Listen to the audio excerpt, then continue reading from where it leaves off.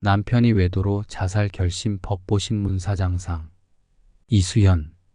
아들이 대학생, 딸이 수능을 앞두었던 때 남편이 외도를 하고 있다는 사실을 알았다. 외도의 광풍이 몰아치니 딛고 있는 땅은 그대로 싱크홀이었다. 땅이 꺼지면서 몸은 심연으로 추락하고 있었다.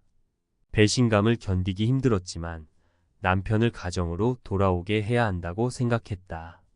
아빠를 필요로 하는 자식들을 위한 선택이었다. 그러나 남편은 이미 눈이 멀어 요지부동이었다. 나를 바치고 있던 기둥이 무너졌고 삶의 지향점은 상실됐다. 식욕이 달아나면서 물 한 모금도 목구멍으로 넘길 수 없게 됐다. 깊은 우울이 나를 덮쳤다. 죽으면 고통에서 해방된다는 악마의 속삭임이 귓전을 맴돌았다. 그래, 죽으면 끝이야. 푸른 물이 넘실 때며 나를 어서 오라고 유혹했고, 달리는 차로 뛰어드는 상상을 시도 때도 없이 했다. 약국을 순례하며 수면제를 모았다. 목을 매거나 절벽에서 떨어지는 것들을 포함해 여러 방법을 검토하다. 수면제를 먹고 잠자듯 세상과 하직해야겠다는 결론에 이르렀다. 자살 계획이 세워지자 이별하는 작업에 착수했다. 메모를 하고 실천에 옮겼다. 아이들의 옷을 세탁해 정리했고 형제간이나 지인들을 만나 식사를 했다. 계획했던 일들이 끝나자 마지막으로 다니던 절에 가서 부처님께 하직 인사를 드리고 싶었다. 나는 언니를 따라 처음 절에 갔었다. 초하루와 보름에는 가급적 법회에 참석했다. 그러나 잘 되기를 빌었던 남편이 나를 버리자 절은 더 이상 의미가 없었다. 생각해보면 그리 독실한 불자가 아니었다. 독실한 불자도 아니면서 마지막에 부처님을 참배할 생각은 왜 했을까? 우이동 버스 종점에서 차를 내린 나는 하늘을 찌르듯 솟아있는 백운대를 향해 계곡 옆으로 난 길을 따라 걸었다. 일주문을 통과하고도 등에 땀이 흥건히 배어날 만큼 걸어 올라가서야 지붕 위로 햇살이 내려와서 출렁이고 있는 당우들이 파노라마처럼 펼쳐진 가람의 품에 안길 수 있었다. 극락보전 안으로 들어가니 마침 보름이었다. 예참이 끝났고 주지 스님의 법문이 이어지고 있었다. 불교에서는 사람뿐만 아니라 살아있는 모든 생명체를 죽이지 말라는 불살생계를 지키도록 하고 있습니다.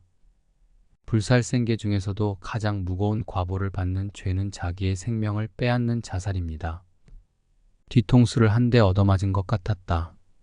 내 마음을 알고 나에게 필요한 말씀을 준비해 들려주시는 것 같았다. 스님의 말씀은 다시 화살이 되어 가슴에 박혔다. 자살하는 업장이 얼마나 두터운지 내가 온 정성을 다 기울여도 한 번으로는 천도가 되지 않더군요. 그만큼 업장이 두터운 거예요. 자살은 수십억 겁이 지나도 인간의 몸을 다시 받기가 어려운 중한 과보라는 말씀을 드립니다. 부처님만 뵙고 내려가면 세상과 하직할 판인데 스님 법문에 정신이 번쩍 들었다. 이것은 아미타 부처님께서 나를 불러 가피를 내려주신 것이라고 여길 수밖에 없었다. 나는 고개를 들어 후불탱화와 팔상도, 극락구품도에 둘러싸여 있는 아미타 부처님을 바라보았다. 나를 보고 빙그레 웃어 보이시는 것 같았다. 절체절명의 위기에 놓여 있을 때 부처님께서는 이렇게 나를 살리셨다. 주지 스님은 마지막으로 내가 살아갈 방도를 알려주셨다. 여러분 힘드시지요? 신도들이 합창으로 대답했다. 네. 중생의 삶이란 남편의 배신이 아니라도 힘들기 마련인 모양이다. 스님이 말씀하셨다. 며칠 전에 생활고를 견디지 못하고 일가족이 자살을 했다는 뉴스를 보았습니다. 그래서 오늘 법회 때는 자살이 얼마나 엄중한 과보인지에 대하여 말씀드려야겠다고 생각했습니다. 자신을 죽이는 살생을 저지르면 그것은 해결이 아니라 영원한 나락으로 떨어지는 일입니다. 우리 절 마에관음 보살님은 영험한 보살님이십니다. 힘들면 관세음 보살님께 매달리세요. 간절하게 염호하면 반드시 가피를 내려주실 것입니다. 내 발길이 법회로 연결이 된 것은 아미타 부처님의 가피였다. 이외에는 달리 설명할 길이 없었다. 나는 수면제를 버렸다. 정신을 차린 것이다. 나의 전부인 아들과 딸을 두고 죽으려 했다는 사실이 지금도 믿기지 않는다. 나는 자식들을 생각해서라도 절대 목숨을 버려서는 안 되는 어미였다. 나는 부실의 정을 정리했다. 이혼장의 도장을 찍기 전 아이들에게 아버지를 따라가겠냐고 물었다. 아무도 없었다. 이미 새 여자에게 정신이 팔려버린 아버지라는 위인은 자식들을 맡을 생각은 일도 하지도 않았다. 집을 정리해 허름한 전세를 얻을 정도의 위자료를 받았다. 밤이슬을 피할 거처는 마련되었지만 아이들을 가르치고 먹이고 입혀야 할 돈이 없었다. 막막한 순간에 관세음보살님께 매달리라고 했던 스님의 말씀이 떠올랐다. 나는 관세음보살님께 매달리기로 결심했다. 먼저 관음경부터 한 권 구했다. 새벽 3시에 눈을 뜬 후 목욕재개를 하고 경전을 펼치는 것으로 하루를 열었다. 경전을 보고 입으로 읽는 것을 넘어서서 마음으로 보고 마음으로 느끼며 경전의 내용이 내 마음속에 또렷이 살아있도록 온 심혈을 기울여 간경을 했다. 그런 다음 아이들을 학교에 보내면 절로 향했다. 그리고 마애관음 보살상 앞에 서서 두 손을 모았다. 시방세계에 충만하신 관세음 보살님이시여 세세생생 지은 죄업을 참회드립니다. 저희 아들과 딸이 배우는 일을 멈추지 않을 수 있도록 살펴주시옵소서. 이어서 개법장 진원 옴 아라남 아라다를 3번 염송하고 경의 이름을 3번 반복했다. 그리고 관세음보살을 염송하면서 절을 했다. 해가 서쪽 하늘로 기울 때까지 계속된 절은 생각보다 많은 인내를 필요로 했다. 장단지의 알이 배기고 몸무게가 쑥 빠졌다. 21일을 기한으로 아침에 눈을 떠서 잠자리에 들 때까지 버스를 타고 절을 오고 갈 때나 기도할 때나 밥을 먹으면서도 온통 관세음보살님을 생각하고 기도했다. 그렇게 21일이 되어가던 무렵의 어느 날이었다. 목이 쉴 때까지 관세음보살을 염송하며 절을 하고 파김치가 되어 버스를 타고 집으로 가고 있었다. 동네에 도착해 차에서 내리는데 카트를 몰고 나에게로 다가오는 여자가 있었다. 야쿠르트 아줌마였다. 얼굴 가득히 환하게 웃고 있는 그녀의 웃음은 관세음보살의 미소 같았다. 나는 마주 웃으며 물었다. 이렇게 장사를 하면 수입이 좀 돼요?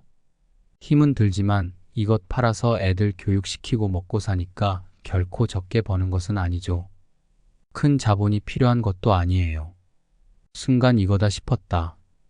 나는 다급해졌다. 나도 이 일을 좀 할 수 있게 해주세요. 이튿날 관세음보살님의 안내를 받으며 야쿠르트 대리점을 찾아갔다. 그로부터 15년의 세월이 화살처럼 지나갔다. 나는 눈 내리던 계절에 야쿠르트 거리 판매를 시작하여 우위를 입고도 팔고 아침부터 저녁까지 쉬지 않고 거리를 헤매고 다녔다. 아이들을 가르치기 위해 하는 일이기에 전혀 부끄럽지 않았다. 관세음보살님이 인도해 준 일이라 여겼기에 천직으로 받아들일 수 있었다. 남몰래 눈물을 흘려야 했던 아픈 기억이 없는 것은 아니지만 나는 이 일을 통해 아들은 대학원까지 딸은 대학을 마치도록 가르칠 수 있었다. 나는 여느 때와 다름없이 집을 나와 버스를 탔고 종점에서 내려 100군데를 향해 올라가기 시작했다.